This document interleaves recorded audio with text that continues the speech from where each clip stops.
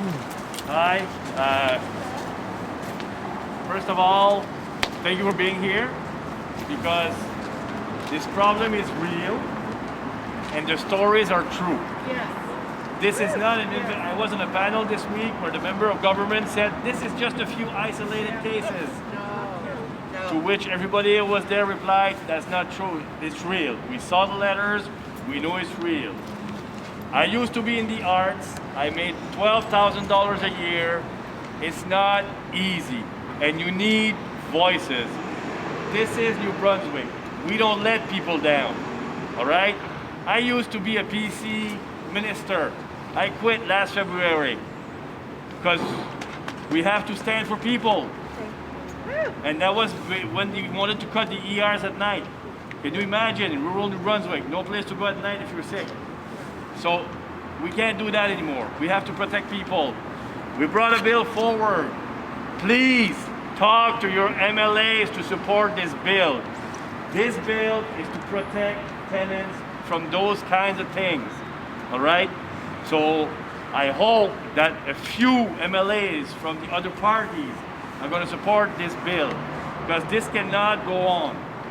We will not stand for it, but we won't be able to do it if nobody else talks. That's why when you said spread the word, write to your MLAs.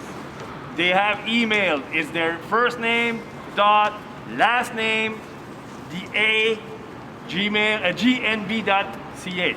I have all right. of it. Anybody So- send it to me and I'll send you all their information. You write the MLAs, especially the PC MLAs, and you tell them please, because a lot of PC MLAs are in St. John. I went to meet, I'm the social development critic, by the way.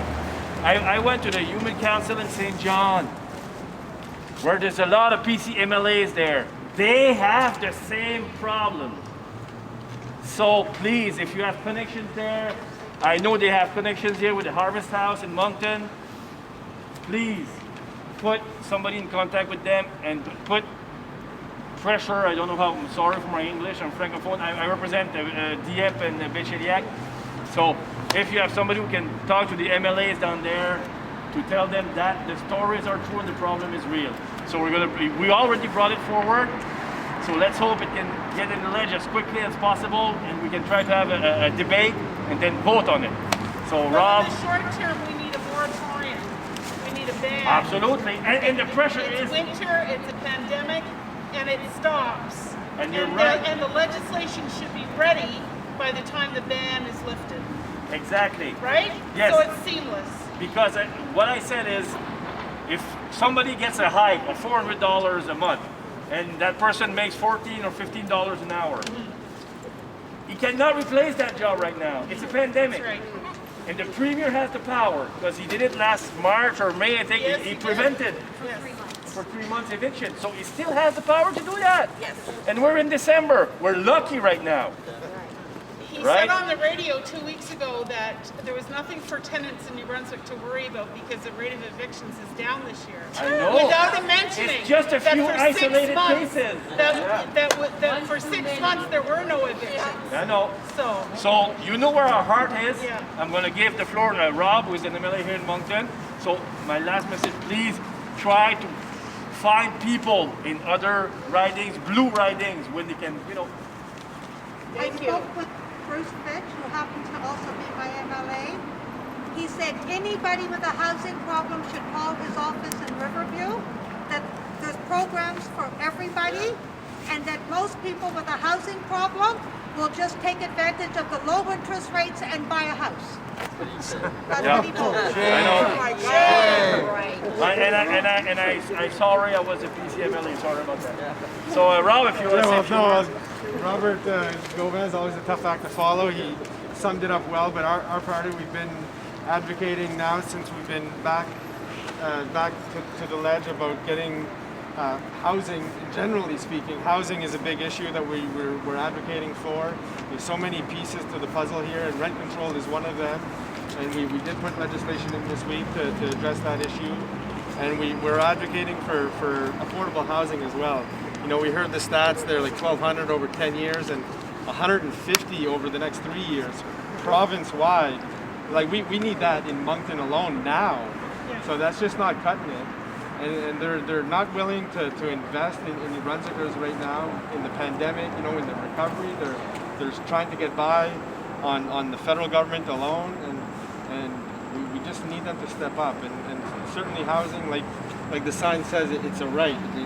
We need to address the right to housing here in New Brunswick and make sure that everybody has a roof over their head. And so we're there for the people. We're going to continue fighting, and contact your MLAs. The 4 MLAs in Moncton that should be contacted in government. So Yeah, there's blue MLAs also here in Moncton. Oh, yes. Yeah. We've been chatting. All right. They don't, and Mr. Allen doesn't believe this is happening. And if he thinks it's 1 or 2 here and there, he doesn't think it's widespread. And he said that to me directly. What about the $2 million from the province for Rising Tide? The city has coughed it up. 6 million. No, but it's 2 million over 3 years, Yeah, well, right? yeah. Over we I know. need them to step up. And there's 2 other times stuff. 3 There's equals other 6. stuff you probably don't know. Last May, there was a deal cut with the federal government. It was be 98 million for New Brunswick over the next 8 years. Yeah. 2 provinces didn't sign. Yeah, Yes, one of the 2 provinces who didn't sign. yeah. Just like the transit money. Yeah, well, But that's it. that money has to come to Rising Tide. And so why are they not making the announcement? Yeah. We have a TD building that's sitting empty, over $100 million was given to it. Yeah. Even the Avenir Center. Yeah. No, but there's a lot of options. You said double taxation. There's federal money. There's the freeze, which he has the power to do. It's all. These are all real options. We're not making this up here. These are. No, we know. Minimum wage has to go up. Minimum wage has to go up. Yeah, Especially with the cost of Yep. living. yeah, social assistance as well. Housing booms are usually followed by a high economy, like Alberta tar sands. We're not having the same economy I boom know. as we are housing boom. Economists who used to like the premier are telling exactly what you're saying on the media. We will not outgrow this pandemic if we don't put anything in it. Nothing in it. Anyways, we don't want to take too much of your time. Thank you very much. Happy to talk to everybody. Thank you for having us. Thank you very much. What about inclusionary zoning? When are we going to have inclusionary zoning in New Brunswick? As soon as possible. We need inclusion. We are for inclusion. I'm from the arts. As soon as possible. We can have that discussion anytime. My office, Monday, 650 Champlain. Are you from here? Are you living here? I live in Moncton You South. live- Well, 650. I don't care if you know my writing. Come see me Monday. We can talk about that. 650 Champlain right here. Inclusionary zoning is offering affordable housing, forcing developers to offer affordable housing, Yeah. not inclusion. We're talking about inclusionary zoning. Yep. So offering affordable housing, like in terms of And- like the and city, having a the certain- city would have like a bylaw that would incorporate affordable housing into. I think it must come from the province. Yeah, that's because they don't have the authority to do that, but they've been. So developers have some incentives right now Yeah. to build affordable housing, but they're not using it. Yeah. We want inclusionary zoning, so we want they- provincial they- legislation to be mandatory. amended in. Yeah. Yes, where it's mandatory that Yeah. after a certain Yeah. X number of units, they must do it because they're not taking the carrots. We want the stick. Yeah.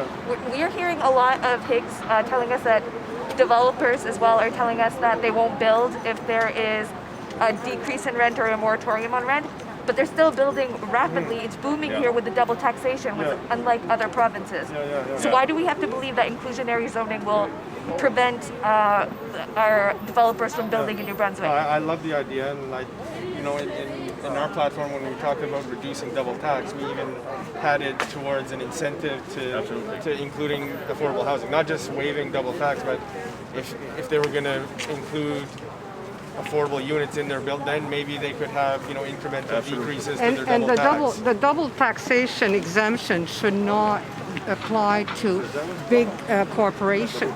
Because right now what's happening is that there's a concentration of the ownership of the rental apartments.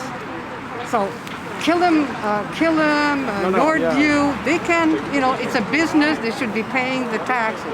Yeah. And that's why our position You know, was to have it I can directly buy it tied for to a small affordable housing. landowner, but you know, for big corporations, exempting them from the double taxation is not fair. So are you saying you can commit to meeting with some grassroots groups about getting inclusionary zoning, a bill at least for an amendment into our zoning. We would you love be to willing meet to meet? with you guys to discuss that. That's great because we're going to And be. that's why I say, and that's what we need in Brunswick. We need people, but they need a place to stay.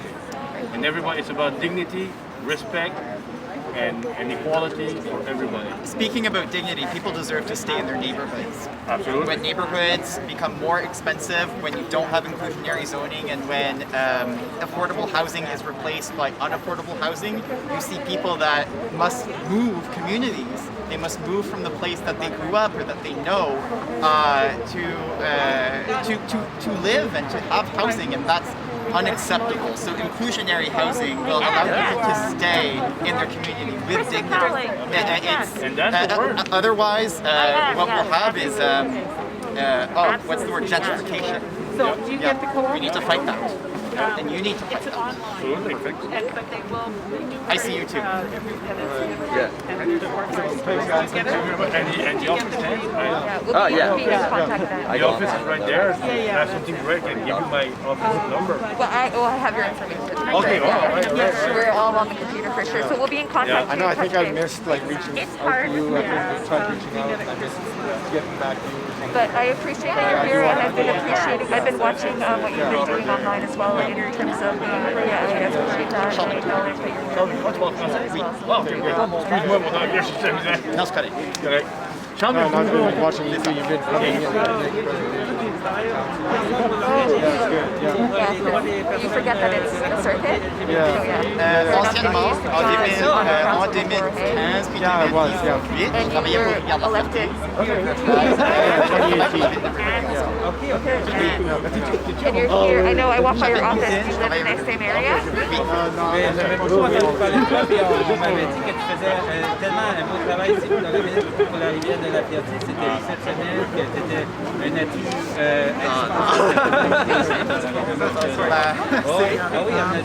Ça fait chaud au cœur d'entendre ça. Là. Merci.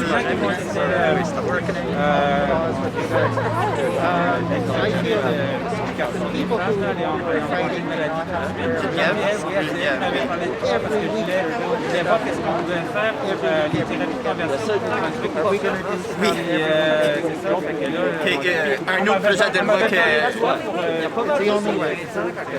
Sébastien aussi, Lord et Mons, Oui. avait beaucoup parlé de toi. Et même là, ça dépend. Ça dépend. Comme il y a des endroits que le sol va être assez sec. Oui, les thérapies de conversion, c'est un autre projet de loi, c'est une autre action que le gouvernement de PC n'est pas intéressé dedans. Là, j'ai parlé au ministre Carney Moman, il n'y a aucun intérêt. Parce que j'ai protégé la communauté. cabinet. Écoute, ce qui se passe là. Oh my God. Just smiles. Est-ce que ça s'en vient du fédéral au moins? Ça s'en vient du fédéral, mais surtout parce que